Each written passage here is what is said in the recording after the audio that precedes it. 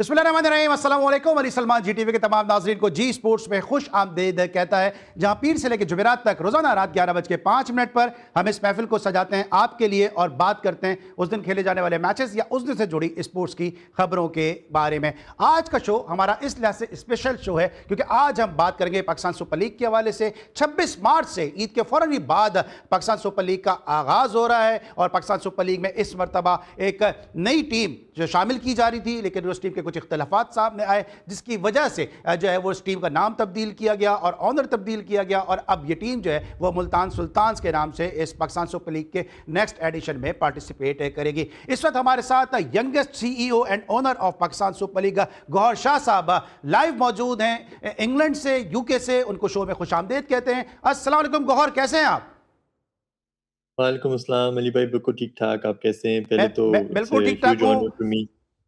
और गौहर, जिस उम्र में बिल्कुल बच्चे ट्रायल देने के लिए जा रहे होते हैं, माशाल्लाह आप उस उम्र में अल्लाह ताला आपको सेहत दें और तंदुरुस्ती दें और आपकी हिम्मत को जवान रखें। उस उम्र में आप माशाल्लाह पाकिस्तान सुपर लीग में एक टीम को जो है वो ओन कर रहे हैं और एक पूरा, जिस तरह कहते हैं ना, मुल्तान सुल्तान का एक स्लोगन था कि जुनूब की पहचान, तो इस वक्त पूरे जुनूब की निगाहें गौहर शाह के ऊपर है। कितनी बड़ी अचीवमेंट है और कितनी बड़ी अचीवमेंट के साथ रिस्पॉन्सिबिलिटी आपके शोल्डर्स पर है? जी अली भाई, वो ट्रायल्स भी दिए हैं, ट्रायल्स भी सारी जिंदगी दिए हैं, तो वो भी दे के फिर अल्हम्दुलिल्लाह मैं बड़ा ब्लेस्ड हूँ। आई फील काफ़ी लकी के इस स्टेज पे ये ऑनर मिला है, एक पूरे के पूरे इलाके को, उनके लोगों को खुशी बांटने का एक मौका मिला है और इंशाल्लाह उम्मीद है कि इस जो एक्सपेक्टेशन है इस पे मैं उतर सकूंगा।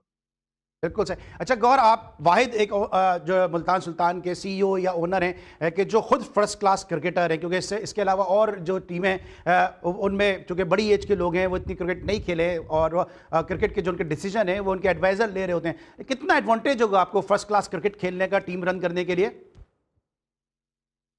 सर बिल्कुल, ये तो अब खैर क्योंकि कभी पहले हुआ नहीं ऐसे। ओनर जो है वो खुद क्रिकेटर रहा हो, तो ये तो अब टाइम विल टेल। लेकिन जो जहाँ तक मेरा पर्सनल एक्सपीरियंस है, मुझे पूरा यकीन है कि मैं जो है टीम को इम्प्रूव कर पाऊँगा, लड़कों की मेंटालिटी को समझ पाऊँगा। उसके साथ एक चीज़ से मुझे थोड़ा-सा ध्यान रखना पड़ेगा कि ज़्यादा भी मैं कोचेस के स्पेशली उनकी डिसीजन मेकिंग में ज़्यादा इन्वॉल्व ना हूँ, उनको ऑटोनॉमी दूँ, उनको अपने प्लान्स और अपने टैक्टिक्स को जो है तो सही तरह अपने उनके अपने आइडियाज़ को इम्प्लीमेंट करने दूँ।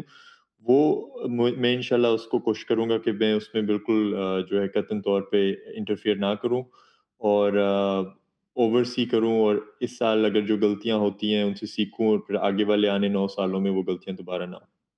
बिल्कुल सही है। अच्छा गौर, अल्लामा इकबाल ने कहा था, मोहब्बत मुझे उन जवानों से है सितारों पे जो डालते हैं कमंद।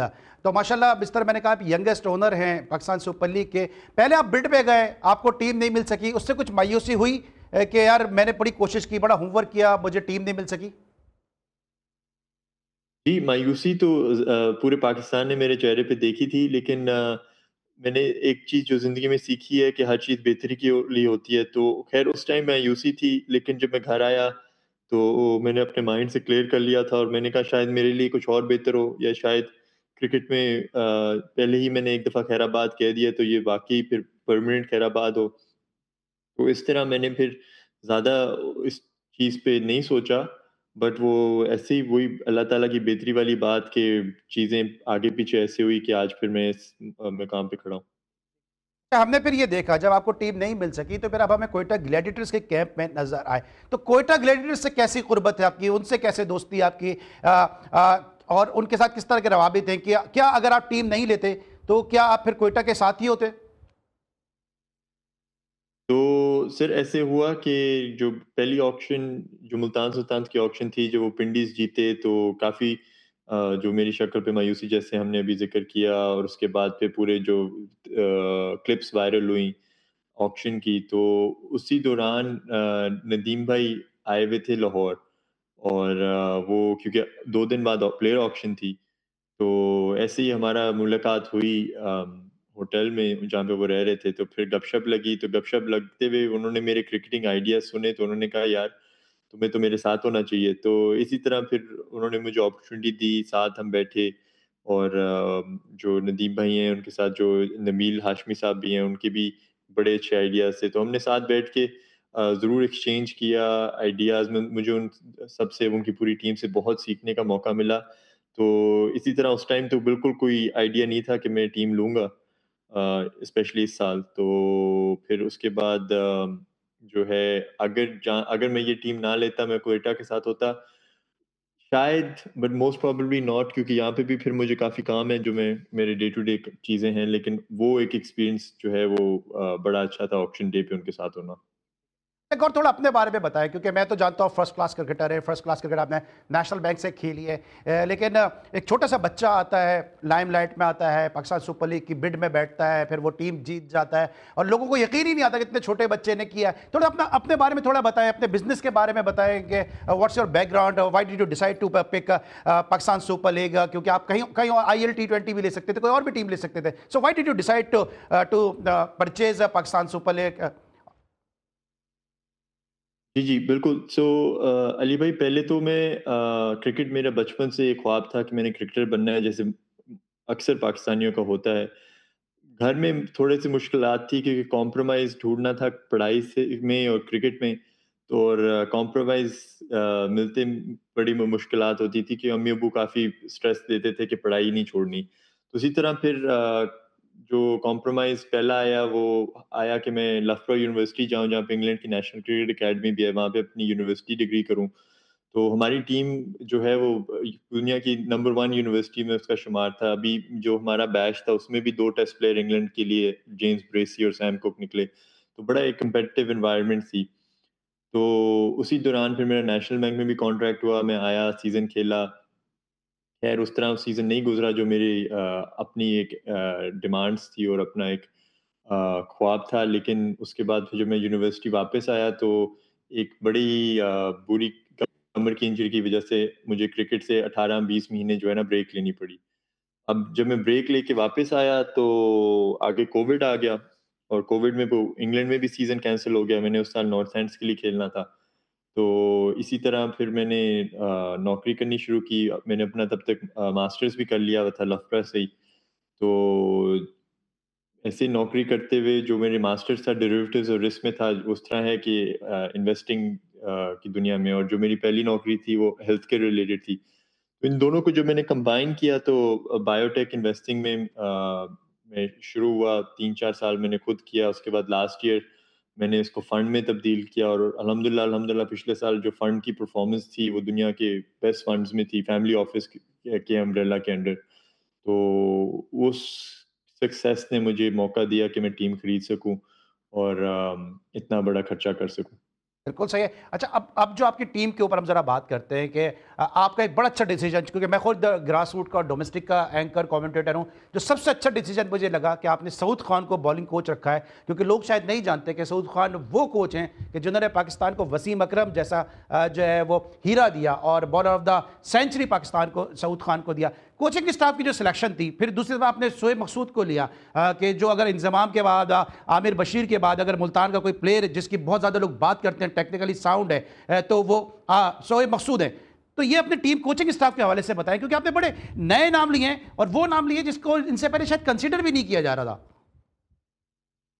बिल्कुल सर, मैंने और मेरा हमेशा डे वन से यही इरादा था कि जब हम आएंगे, हम नए आइडियाज़ लेके आएंगे, कुछ मुख्तलिफ करेंगे। आपने भी देख लिया है पाकिस्तान टीम की कारकर्दगी, डोमेस्टिक क्रिकेट की कारकर्दगी, और PSL से इंटरनेशनल क्रिकेट की भी ट्रांसलेशन ऑफ टैलेंट, वो उस तरह से नहीं हो रहा जिस तरह से हमारी एक उम्मीद है अपने क्रिकेटर से और अपने लोगों से। तो फिर यही था कि नए लोगों को चांस दिया जाए, लेकिन इस तरह भी नहीं कि नए लोग जो कैपेबल नहीं है। देखिए, आपने खुद कहा साउथ भाई का इतना बड़ा उनका सीवी है, जिसमें उन्होंने वसीम अकरम से लेके नसीम शाह जैसे बॉलर्स को ट्रेन किया हुआ है। और शोएब मकसूद ऑब्वियसली उनका ये फ़ायदा है कि वो खुद प्लेयर ऑफ द टूर्नामेंट रह चुके हैं, तो उन्हें पता है कि PSL में कैसे जो है क्या मेंटालिटी इस्तेमाल करनी है, पूरे के पूरे अपने फ़ॉर्म को कैसे कैरी करना है। और एक फैक्टर ये ज़रूर होता है कि अगर आपकी अपनी लोकल होम टाउन टीम है, तो उसमें आप ज़्यादा दिल से, ज़्यादा जान से, एक एक्स्ट्रा स्पाइस के साथ आप मेहनत करते हो। तो और कैसर अब्बास का भी जो आप देखें, तो कैसर भाई सबसे ज़्यादा देर फर्स्ट क्लास खेले हुए थे एक टाइम पे, और उनके बड़े बहुत ही मैचेस हैं और बहुत ही सर्विस है डोमेस्टिक क्रिकेट में। तो उनका तो जो तजर्बा है, विकेट्स की अंडरस्टैंडिंग है, हर ग्राउंड में वो कोई 50-50, 70-70 मैच खेले हैं जहाँ पे पीएसएल होएगी। तो उसको हम लेवरेज करेंगे, और उससे ये सारे कॉम्बिनेशन के साथ, नए आइडियाज़ के साथ लड़कों भी को भी बड़ा फ़ायदा होगा कि वो किसी और मुख्तलिफ एंगल से और किसी और मुख्तलिफ स्टाइल से कोचिंग भी और गाइडेंस भी रिसीव करें। बिल्कुल ठीक है। आपने कैसर अब्बास का नाम लिया, आप नेशनल बैंक में खेले हैं तो आपको उनका निक नेम पता होगा, तो मैं उस पर तो नहीं जाऊंगा उनका निक नेम क्या है, लेकिन मुल्तान का हलवा मशहूर है। अब आपने कैसर अब्बास को ले लिया है तो उनका निक नेम भी आपको पता ही है क्या है फिर। नहीं, माशाल्लाह कैसर भाई बहुत फिट हैं आजकल, अपने प्लेइंग डेज़ से ज़्यादा आजकल फिट हैं, तो ये ज़रूर, लेकिन उनका एक अपना मखसूस अंदाज़ है, और वो भी हाँ, एक उसका भी अपना मज़ा है उनके साथ टाइम स्पेंड करने का। बड़े ज़बरदस्त प्लेयर थे अपने वक्त के, और अगर इस दौर में होते तो कैसर अब्बास यकीनी तौर पर हॉट केक होते मुख्तलिफ किस्म की लीग्स की। आपकी सिलेक्शन में मैं बहुत ज़्यादा इसको अप्रिशिएट करूंगा कि आपने वो नाम लिए हैं कि जो प्रूवन नाम थे, लेकिन कहीं दूर दूर उनके शायद कनेक्शंस नहीं थे, इसलिए वो इतने ज़्यादा बड़े स्केल पे, लार्जर स्केल पे आ नहीं रहे थे। अच्छा, मुल्तान पिंड, आपने सियालकोट का नाम जो है वो रीनेम किया मुल्तान, क्या कोई मुल्तान से कनेक्शंस हैं, कोई रूट्स आपकी मुल्तान में है, बिलोंग आप मुल्तान से करते हैं, रीज़न क्या है कि जिसके सामने रीनेम किया टीम का नाम? बिल्कुल सर, मेरे रूट्स हैं, हमारी फैमिली के, मेरे परदादा के टाइम के रूट्स हैं। हमारा जो गाँव है, वो जलालपुर पीरवाला है, ये मुल्तान से 1 घंटा दूर है। मेरी दादी जो हैं, वो अलीपुर से थी, अलीपुर बहावलपुर के पास एक गाँव इलाका है, शहर है। तो ये दोनों कॉम्बिनेशंस को देखिए, मेरे वालिद साहब की जो स्कूलिंग है, वो मुल्तान में थी। तो ऑटोमैटिकली जब भी मैं सोचता हूँ कि जहाँ से मैं बिलॉन्ग करता हूँ और जो मेरे अपने आप की जो मेरी आइडेंटिटी है, तो वो ये इलाका मेरे ज़हन में आता है। और बचपन में भी काफ़ी टाइम उधर गुज़रा। तो एक और जो मेरे ज़हन में चीज़ थी कि जो जनूबी पंजाब के लोग हैं, उनके काफ़ी स्ट्रगल्स हैं। आप पिछले कुछ सालों में भी देखें, सैलाब जब आए और क्या वो उनके साथ हुआ, और उसके अलावा भी पिछले कितनी सदियों से देखें कि 50-55 डिग्रीज़ में मेहनत कर रहे हैं लोग। और एक और चीज़ जो है कि जो हमारा डायस्पोरा है, जो बाहर लोग काम करते हैं, ओवरसीज़ वर्कर्स, उनमें से भी जो सबसे ज़्यादा लेबर है, वो जनूबी पंजाब की परसेंटेज है। तो वो भी देखें कि जो ये इलाका है, ये अवाम है, ये स्ट्रगलिंग और हार्ड वर्किंग है, तो इनके लिए कुछ करने का एक अलग ही अपना एक मज़ा है। अच्छा, गौर, मुझे ब्रेक पे जाना है, लेकिन मुझे क्विकली बता दें, क्या आप किट चेंज करेंगे या पुरानी आइडेंटिटी जो है, पुराना लोगो है मुल्तान सुल्तान को, उसको कैरी ऑन करेंगे? लोगो वही रहेगा, जो होम किट है उसका कलर्स फ़र्क होंगे, और जो अवे किट होगी वो ऑनर करेगी पिछले 7 सालों की टीमों को। ठीक है। इस वक्त हम लेते हैं ब्रेक, और जब ब्रेक के बाद वापस आएंगे तो मजीद गुफ्तगू भी करेंगे, मजीद हम जानना भी चाहेंगे। गौर शाह हमारे साथ मौजूद थे, इनका शुक्रिया भी अदा करेंगे कि गौर शाह ने बात की हमारे साथ मुल्तान सुल्तान के हवाले से, और बड़ी खुशी होती है कि जब इस तरह के यंग एनर्जेटिक लोग जो है वो क्रिकेट में आते हैं। Thank you so much Gaur Shah for being with us. Break लेके वापस आएंगे तो मजीद मुख्तलिफ मौज़ूआत पर बात करते हैं। मिलते हैं छोटे से ब्रेक के बाद।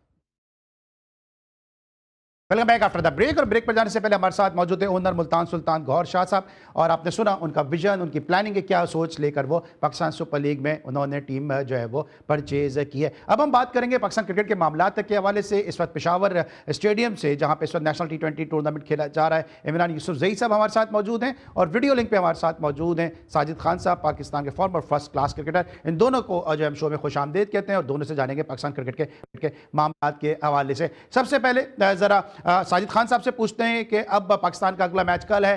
पाकिस्तान जिस तरह पहले मैच में खेला है, फास्ट बॉलर पे स्ट्रगल किया है पाकिस्तान ने, नाहिद राना ने पाकिस्तान के बैट्समैन को अपनी पेस से, अपने बाउंस से हिरासा किए रखा, क्या तब्दीली कल के मैच में नजर आ रही है? किस स्ट्रेटेजी के साथ पाकिस्तान की टीम को कल जाना चाहिए? बहुत शुक्रिया अली सलमान साहब, आपको इमरान भाई को दुनिया भर में प्रोग्राम देखने को पसंद करने का बहुत शुक्रिया। आपने बहुत ही इंपॉर्टेंट मौजूद चुना। पाकिस्तान दूसरा ओडीआई खेलने जा रहा है। नाकस कारकर्दगी पाकिस्तान की तारीख में पहली दफा ऐसा हुआ है। पाकिस्तान के शाहिनशाह अफरीदी और मैनेजमेंट पिच रीड नहीं कर सकी और बैकफायर कर गया। पाकिस्तान के 300 आउट करने वाला हारिस रऊफ को टीम ने सिलेक्ट नहीं किया, बहुत बड़ी ज्यादती है। 11 रो की टीम पाकिस्तान के मैनेजमेंट के साथ जो कप्तान जितना ओवर कॉन्फिडेंस आगे मीडिया में बात कर रहे थे, बहुत अफसोस से कहना पड़ेगा उनका कॉन्फिडेंस, उनकी फिटनेस शो के सामने नजर आ गई। ग्राउंड रेटी ये बनाती है राना की पे हमने जीटीवी में अक्सर जिक्र किया, जब पाकिस्तान आए 2 टेस्ट मैच वो पाकिस्तान हरा के चले गया बांग्लादेश। राना ने 145 की पेस से जो बॉलिंग की, पाकिस्तान की आगा सलमान की बात करूं, रिजवान की बात करूं, तमाम बैट्समैनों को प्लान के तहत आउट किया और पाकिस्तान की बैटिंग लड़खड़ा गई। बैटिंग का एक क्लब लेवल का बैटिंग कंसल्टेंट हो, फिर पाकिस्तान को टीम प्लान ना देखा हो, फिर डिस्कस तो बनता है, क्रिटिसाइज तो बनता है। साइम अयूब को आपने ड्रॉप कर दिया, 50 की बैटिंग औसत से खेलने वाला हो, 3 सेंचुरी बनाई हो, 2020 की नाकस कारगी आपने ओडीआई से ड्रॉप कर दिया। ये तमाम चीजें पाकिस्तान को नजर आने चाहिए। जरा इमरान भाई से भी लेते हैं, इमरान यूसुफ जही साहब से भी जरा लेते हैं क्योंकि वक्त बड़ा कम है। साजिद खान साहब, इमरान भाई ये बताएंगे पाकिस्तान की पैथेटिक परफॉर्मेंस थी, कितना डिसअपॉइंटिंग परफॉर्मेंस आपको लगी है कि पाकिस्तान के से ना स्पिनर्स खेले जा रहे हैं, ना फास्ट बॉलर खेले जा रहे हैं, और बांग्लादेश के उनकी टीम के खिलाफ जो है पाकिस्तान सिर्फ 114 रन बनाकर आउट हो गया। हिस्ट्री का लोएस्ट स्कोर है ये पाकिस्तान का। देखिए अली भाई, सबसे पहले तो आपको और साजिद भाई दोनों का अस्सलाम वालेकुम। मेरा ये ख्याल है कि पाकिस्तान बैटिंग, बॉलिंग, फील्डिंग शोबे में मुकम्मल तौर पर हमारी टीम जो है फ्लॉप रही है। उसकी वजह यह है कि सबसे पहले हमारी बैटिंग नहीं चली। हम पूरी टीम 30 समथिंग मेरे ख्याल से 4 ओवर में हम 114 रन बना सके। सिर्फ वही पिच, वही सारी चीजें, और वही बांग्लादेश ने चेज किया उसको 15.1 ओवर में। आप अंदाजा करेंगे हमारी बैटिंग तो थी पैथेटिक, हमारी बॉलिंग भी पैथेटिक हो गई। यानी एक वो चीज थी कि जिसके ऊपर हमारा थोड़ा बहुत भरोसा हुआ करता था कि शायद हमारी बॉलिंग अच्छी है हमारी बैटिंग से, तो हमें स्ट्रगल और कोशिश करनी पड़ती है, मेहनत करनी पड़ेगी बैटिंग के ऊपर। लेकिन इस मैच में हमने देखा कि ये बैटिंग भी गई और बॉलिंग भी गई। आपका कोई बैट्समैन क्रीज के ऊपर टिका नहीं है, किसी बैट्समैन ने जिम्मेदारी लेने की कोशिश नहीं है, किसी को इस चीज का अंदाजा नहीं था कि हम ये T20 नहीं खेल रहे हैं, हम T20 वर्ल्ड कप खेल कर आ चुके हैं। अब ये वनडे सीरीज है, वनडे की फॉर्मेट अलग है, उसकी डिमांड अलग है, उसके खेलने का तरीकेकार अलग है। लेकिन जिस तरीके की शॉट्स के ऊपर हम आउट हुए हैं वो इंतहाई गैर मेयारी सिलेक्शन ऑफ शॉट्स थी, जिसके ऊपर हमने मुझे ऐसा लगता है कि शायद बांग्लादेश के बॉलर्स को एक्स्ट्राऑर्डिनरी कोई मेहनत करनी ही नहीं पड़ी है। सारी मेहनत जो है ना वो अच्छा इमरान ये बताएगा, इमरान ये बताएगा कल कहा जा रहा है कि एक तब्दीली पाकिस्तान की टीम में मुतवक्के है, वसीम जूनियर की जगह शायद हारिस रऊफ को खिलाने की बातें की जा रही हैं। आपको लगता है एक मैच के बाद ये तब्दील कर देना चाहिए, या आप समझते हैं कि जो है ठीक है पाकिस्तान की इतनी खराब परफॉर्मेंस है, तो परफॉर्मेंस तो बैटिंग में खराब हुई है ना, तो बॉलर पे इसका नजला क्यों गिर रहा है? देखिए ये हमारे यहाँ बड़ी बदकिस्मत के बस नजला गिराना होता है, हमने किसी न किसी के ऊपर हमने उसका जो है ना अपना जोर निकालना होता है। उसकी वजह यह है कि बॉलिंग नहीं चली, आपके पास बॉलर्स का जो है ना फुकदान आपकी बॉलिंग लाइन में नहीं है, आपके बॉलर्स जो है वो लाइन ऑफ लेंथ से आउट है, उनकी बॉलिंग जो है ना रिदम में नहीं है। शाहिनशाह अफरीदी को देखें जो कि हमारे कप्तान है, और उसके बाद एक मैच के बाद, ये भी आपकी बात दुरुस्त है कि एक मैच के बाद कोई फर्क नहीं पड़ता, लेकिन मुझे बताएं कि अगर आप इनको 3 मैचेस भी खिला लेंगे और अगर वही परफॉर्मेंस रही तब क्या करेंगे। दूसरी सबसे बड़ी इंपॉर्टेंट चीज ये है कि आप अपने साथ जिन खिलाड़ियों को लेके गए हैं, आपने अपना स्क्वाड जो रखा है उसमें अब आपके पास ज्यादा गुंजाइश तो नहीं है। यानी 15 का स्क्वाड था, 11 खिलाड़ी खेल चुके हैं, 4 खिलाड़ी रहते हैं, उनको आप अगले 2 मैचेस में ट्राई कर लें। लेकिन मेरा ये ख्याल है कि पाकिस्तान कमबैक कर सकता है और पाकिस्तान को कमबैक करना चाहिए। उसकी वजह यह है कि अगले 2 मैचेस बाकी हैं और इन 2 मैचेस में हम जीत कर इस सीरीज को कम से कम 2-1 से जो है वो कामयाबी हासिल कर सकते हैं। लेकिन 2-1 में हारना या 3-0 से मेरे ख्याल से ये अगर हुआ तो फिर पाकिस्तान की टीम की वनडे की जो परफॉर्मेंस है उसके ऊपर एक बहुत बड़ा क्वेश्चन मार्क बनेगा। और फिर मेरा ख्याल है कि खिलाड़ियों के साथ साथ अली नकी भाई, जो लोग इनको सिलेक्ट करते हैं, जो इस टीम को बनाते हैं, थोड़ा सा उनके ऊपर भी गौर करने की जरूरत है। साजिद खान साहब से पूछते हैं ना, साजिद खान साहब अपने वक्त बड़े जबरदस्त आप टॉप ऑर्डर बैट्समैन है, और ख़ासतौर पे मैं बिल्कुल बरमला ये बात कहूँगा कि शॉर्ट पिच पे साजिद खान के जो हुक और पुल थे वो आज भी लोग याद रखते हैं जिन्होंने आपको खेलते हुए देखा है। साजिद खान साहब, हमने देखा कि पाकिस्तान का जो टॉप ऑर्डर है वो शॉर्ट पिच पे स्ट्रगल करता हुआ नजर आया। क्या लगता है आपको कि माद सदाकत और शामिल हुसैन पे तनकीद हो रही है, इनको मजीद कभी मैचेस और देने चाहिए, या आप समझते हैं कि सिलेक्शन ही गलत हुआ है? खासतौर पर शामिल हुसैन पे बहुत तनकीद हो रही है इनके फादर की वजह से।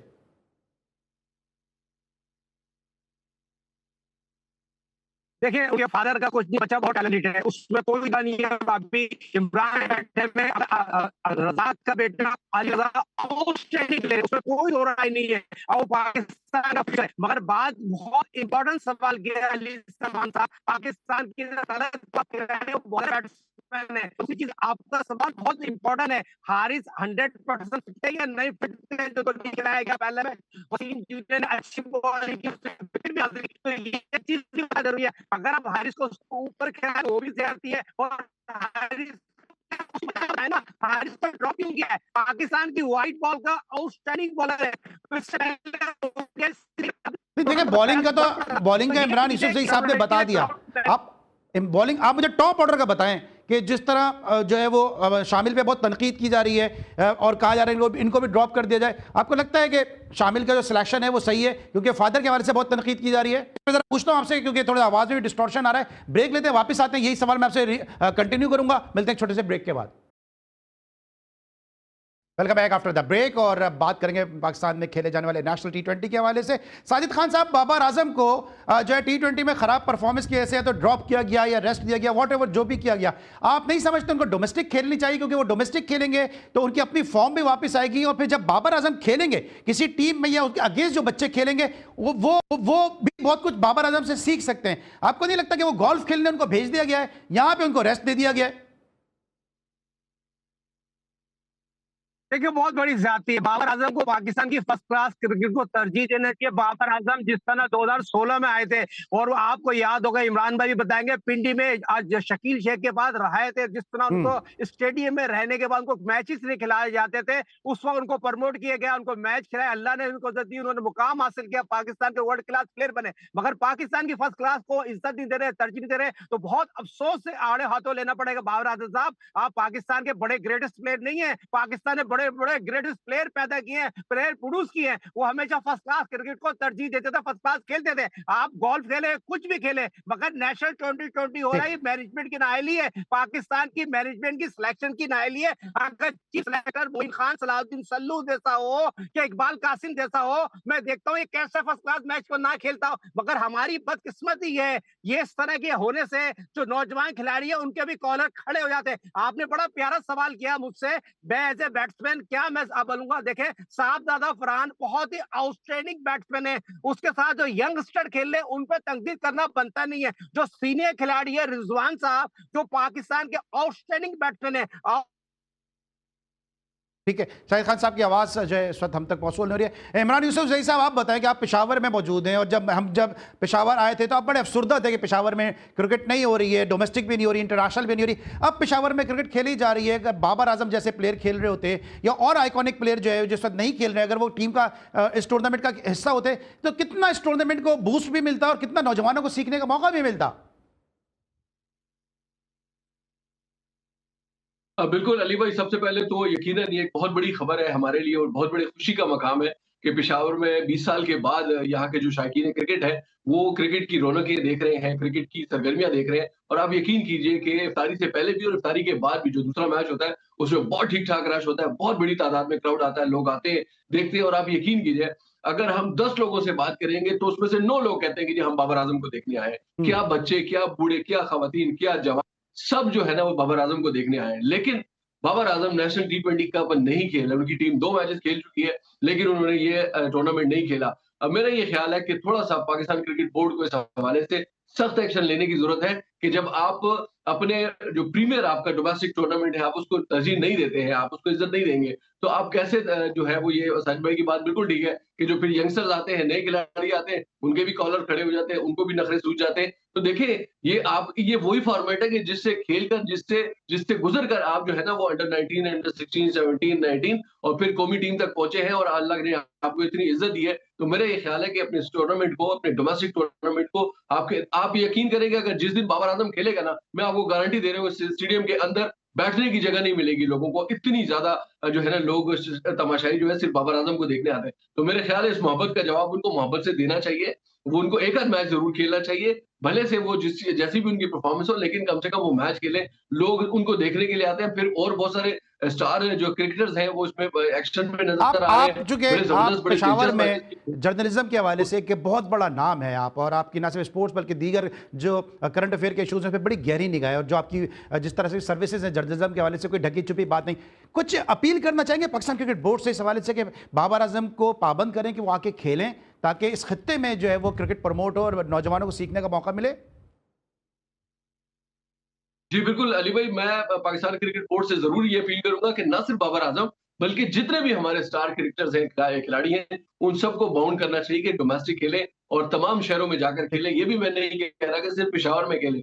लाहौर, कराची, इस्लामाबाद, पिंडी हर जगह पर जाके खेलें। इसलिए कि देखिए, ये वो टूर्नामेंट है कि जिसमें यंगस्टर्स को इन जैसे सीनियर खिलाड़ियों के साथ बैठने का, ठीक। ड्रेसिंग रूम शेयर करने का मौका मिलेगा, बहुत कुछ सीखने का मौका मिलेगा। लेकिन अगर ये खिलाड़ी नहीं खेलेंगे, तो ज़ाहिर-सी बात है आपका डोमेस्टिक टूर्नामेंट भी जो है वो उसका वो कैलिबर नहीं रहता। आपके खिलाड़ी जो है वो यंगस्टर्स को देखने ज़रूर आते हैं, लेकिन जो ज़्यादातर क्राउड है, वो 90% क्राउड है, वो ऐसे खिलाड़ियों को देखने आता है, जैसे रिज़वान हो गया, जैसे शाहीन शाह अफरीदी है, जैसे बाबर आज़म है, जैसे नसीम शाह है, जो यहाँ के जो है खिलाड़ी हैं, तो उनको देखने के लिए आते हैं। लेकिन मेरा ये ख़्याल है कि पाकिस्तान क्रिकेट बोर्ड का ना सिर्फ़ बाबर आज़म, बल्कि तमाम उन खिलाड़ियों को कि जो सीनियर हैं और टीम में उनकी बड़ी ज़बरदस्त जगह है और अवाम के दिलों में उनकी बड़ी जगह है, तो उनको डोमेस्टिक क्रिकेट ज़रूर खेलनी चाहिए। अभी बड़े ज़बरदस्त मैचेस चल रहे हैं। इस वक़्त जो है कराची और मुल्तान के साथ मैच चल रहा है। इमाम उल हक जो कि लेकिन कप्तान है आप मुल्तान के, ऑफर नहीं दे रहे उन्होंने ना, भी बाबर कर आजम को लिया ऑफर और दें कि अभी वो आए तो इमरान यूसुफ जई साहब उनको पेशावर की कढ़ाई खिलाएंगे, चरसी टिक्का खिलाएंगे। कुछ इस तरह के ऑफर भी तो देना बाबर आजम को, शायद आ जाए वो। बाबर आज़म को हम सर वो जहाँ कहेंगे हम उनको नमक मंडी ले जाके खाना खिलाएँगे, चल बेहतरीन किस्म का ठीक खाना। ठीक है। साजिद खान साहब, बड़ी साजिद खान बेहतरीन साहब, किस्म की। आप ऐसे दौर में क्रिकेट खेलें कि जब वसीम अकरम पाकिस्तान टीम के सुपरस्टार थे, अभी भी सुपरस्टार हैं, वो यूबीएल स्पोर्ट्स कॉम्प्लेक्स में हमें खेलते हुए नजर आए, यूनुस खान हमें डोमेस्टिक खेलते हुए नजर आए, फौरन के फौरन राशिद लतीफ, मोइन खान, ये सब डोमेस्टिक को अहमियत देते थे। इन जैसे प्लेयर को जब ये खेलते हैं तो आपको तो ड्रेसिंग रूम का एक्सपीरियंस है, कितना इंपैक्ट आता है नौजवानों के ऊपर जो शायद बाबर आजम के ना खेलने से नहीं आ पा रहा?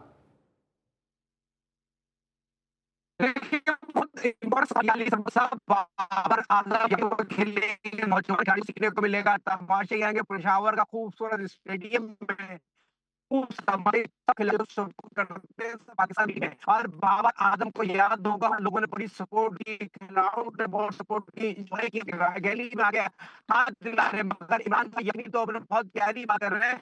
मैं चौधरी उस्मान जो उनके मैनेजर है उनसे रिक्वेस्ट करूंगा, आपकी बात सुनते हैं, उनको बोले पाकिस्तान की फर्स्ट क्लास पर जाती है कौन भूल जाएगी आपको, आप कितने सुपरस्टार थे, वैसी कारकर्दगी आपने उस तरह की नहीं दिखाई जिस तरह की आपसे तवक्को रख रहे थे। मगर ये बात आप तक पहुंच गई होगी, उस्मान चौधरी आपको पहुंचा देंगे।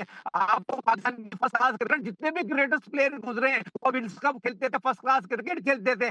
आप बड़े प्लेयर नहीं, मादरत के साथ आपको पूरा मगर फर्स्ट क्लास क्रिकेट है। आप ग्राउंड में जाके खेलेंगे, तमाशाई आपको सपोर्ट करेगी, लोगों से मिलेंगे, लोगों की दुआ लगेंगी, दुआओं की जरूरत है आपको, लोगों की दुआ की जरूरत है। मगर आप यकीनी तौर पर नेशनल 2020 कराने का मकसद तो नहीं था, ठीक है, मगर नेशनल ठीक है 2020 साजिद खान आपने साहब, करा दुआओं दिया। की 4 जरूरत दिन है, बाद ब्रेक पाकिस्तान लेते हैं, वापस आते हैं, फिर मजीद बात करेंगे। मिलते हैं एक छोटे से ब्रेक, दोनों मौजूद मेहमानों से जरा डोमेस्टिक के हवाले से भी बात करेंगे। मिलते हैं ब्रेक के बाद।